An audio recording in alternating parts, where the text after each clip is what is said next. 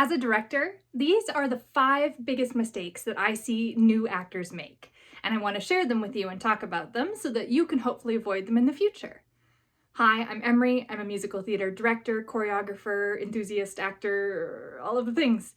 And I work with a lot of students and folks in community theater who are new to acting. And I just wanted to share some of the common mistakes I see as a through line in folks who are doing their first shows or trying out acting for the first time.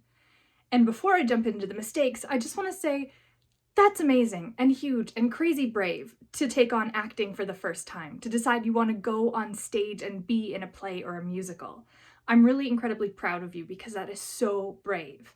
And so you're doing this thing and you're acting. Here are some ways that you can kind of level that up. Use these tips to make sure that you are making the most of your experience as an actor and growing as an artist. Tip number 1. Not using rehearsal time properly or taking it seriously enough. It is a very common response that I see that, I'll just do it on stage when it comes. It's fine. It'll just come to me on stage, whether that is working on the choreography or the vocals or the acting scenes and the beats with your partner and things like that. I'm so sorry to tell you, it's not just gonna miraculously come alive on the stage. That's not how any of this works. It's not how life works. The saying is practice makes perfect for a reason, and I don't like that saying because nothing's perfect, but I digress. But you need to use your rehearsal time effectively. Treat every rehearsal at performance level, because then when you get to performance, it won't be a stretch. You will be comfortable. There won't be nerves. Well, there might be nerves, but there won't be nerves that you don't know what you're doing or don't know how to do it because you have worked your butt off up to this point. Treat rehearsal seriously. Show up on time, work incredibly hard, ask questions if you need to, and then do homework. Work on what you covered in rehearsal in your own time as well. Be well rehearsed, because I promise it won't just come to you on stage. And if it does, it won't be as good as you think it is going to be. Practice, practice, practice. Use your rehearsal time. Do it full out. Because if you're marking it and kind of going through the motions, you're not showing the director what you've got as either an actor or a character in their show. They don't know what's coming next. And B, you're not giving your scene partners anything to work off of if you're just kind of half-assing it. Okay, so please show up to rehearsal, give it your all, practice as if you were on stage. Don't hold back, don't play it safe, don't assume that, it'll be there when I get on the stage. No, practice at rehearsal.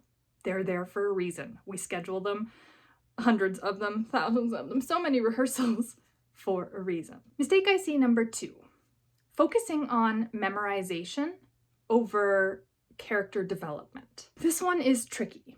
So if you're cast in a show, that's very exciting. You get your script, you highlight your lines, you know, oh man, that's a lot of lines. Oh, I have to memorize that all?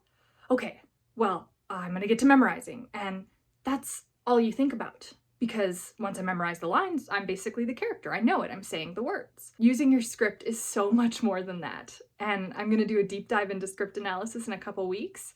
And so when I do, I will tag that here for you. But developing a character is so much more beyond memorization. I see newer actors get hooked up in panicking about A, memorizing that many lines the first time they're cast as a lead or a bigger character, and then B, stopping when the memorization stops. I've got it, it's memorized, aces.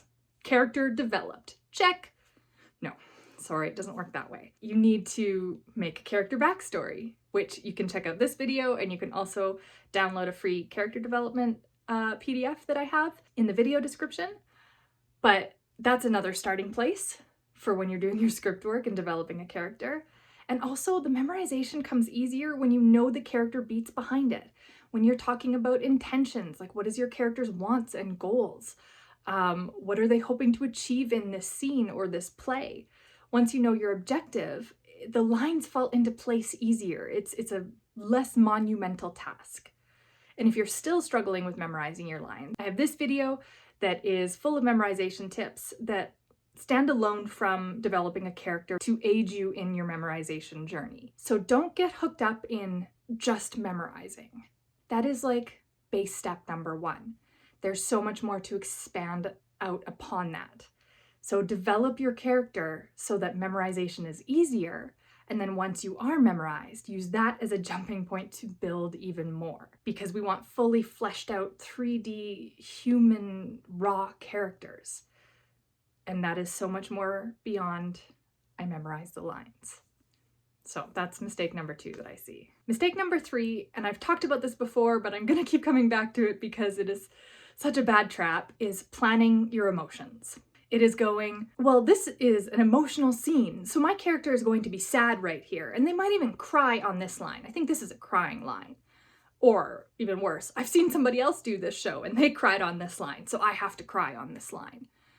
You're setting yourself up for failure if you're planning your emotions, because you're not letting yourself have space as an actor to get there authentically and emotionally. Don't get me wrong, you need to do planning in your script, but it should be about how you are affecting the other character and the actions that you are doing, okay? Not what you are feeling. When I tell my students to do script work and they come back with, I'm happy here, I'm sad here, this is where I'm angry, I send them back. That's not, A, that's not helping you as an actor, and B, it's not helping your scene partners because you're not going to give them anything to play with. You've decided what you're going to do, not how you're going to affect them. You want actions that affect those on stage with you, not actions that are internalized going, sad today, sad at this moment, cry. It's not how it works, or it's not how it works authentically. I've seen people do entire shows like this, and it's fine. They act and they go through it. And I always call that acting instead of feeling, which is our goal. I know that's counterproductive terminology to use in this, but I don't want to be acting so hard in a scene that I'm not feeling authentically what this character is going through in a scene. That is true acting, to be so ingrained in what they are feeling and what they're going through and how it is affecting those on the stage around them, that you feel sad. Not because you wrote it on your line to say sad, but because this moment genuinely makes you feel sad. You see the difference? So, don't pre-plan your emotions. And mistake number 4 I see in the same thread as not pre-planning your emotions is being an inflexible actor. And I don't mean that you're not able to do the splits at rehearsal. I mean that you have decided what your character's objective, line, verb, action, whatever word we're using for what you've decided script-wise you're going to do. And that is all you do. That is all you offer. It doesn't matter what kind of direction your director gives you. It doesn't matter what kind of feedback in terms of their acting that your scene partner is giving you. You have made a decision that my character wants this and they're going to do this to achieve it, and you do not let anything affect that. That is not being a good scene partner. That is not being a good actor for your director. You are inflexible and you are not open to change and growth and character building. So you don't want to, as much as you want to do script work and pre-decide a bunch of offers, they are offers that then can change and shift. And maybe it's just subtle things, or maybe the scene needs to take a whole different direction. You don't have a bird's eye view of the whole show like the director does. And so if they need something different from you, you need to be able to adapt. You can't be so locked into, I did all my script work and I made all these character choices and I did the character backstory that Emery told me to, and my character's scared of that, so they won't do that thing. No. Everything needs to be flexible. You know your character better than anyone else. Truth. That is the goal. But you need to be adaptable within that to play with those in the space around you. Because if you're not playing, then what is the point of all this? Okay, theater is not about being right. Theater is an art form.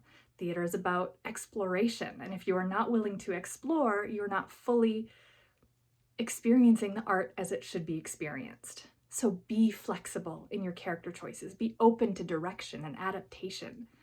Play.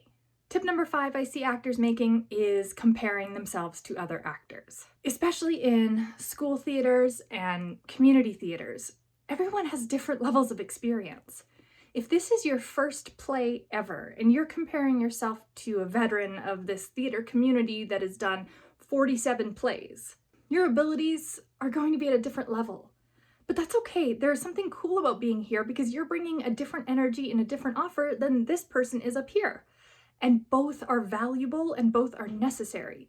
Because if we never have new people in our programs, they fizzle and die. So you have to start here to be able to get to be the veteran that's done 50 shows.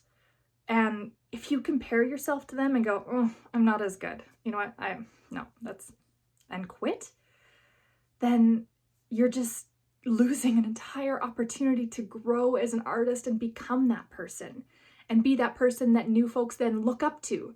So when you're in this spot, look up to them, learn from them, but don't compare yourself. It's okay that you're not there.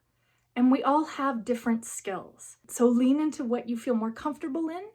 If you're doing musical theater and they're needing you to be a triple threat, but dance terrifies you, but you have an amazing singing voice, lean into that, feel confident in that. Because the person next to you that's a killer dancer, but really struggles holding a tune, they're comparing themselves to you.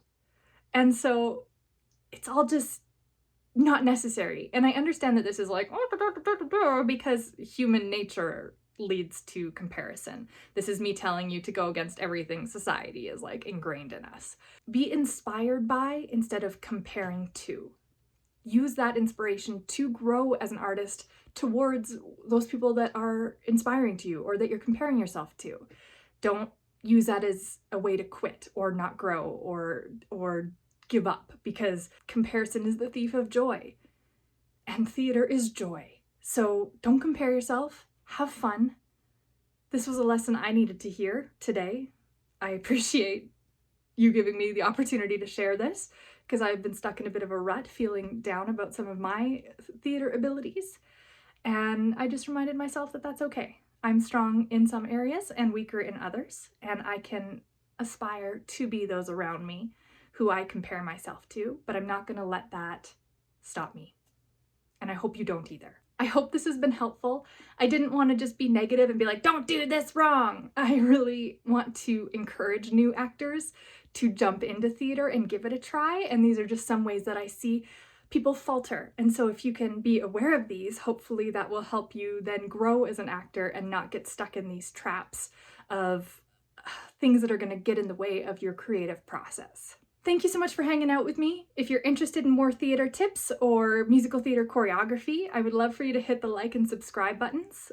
I am here weekly and I would love to have you as part of my community. Thank you so much. Bye.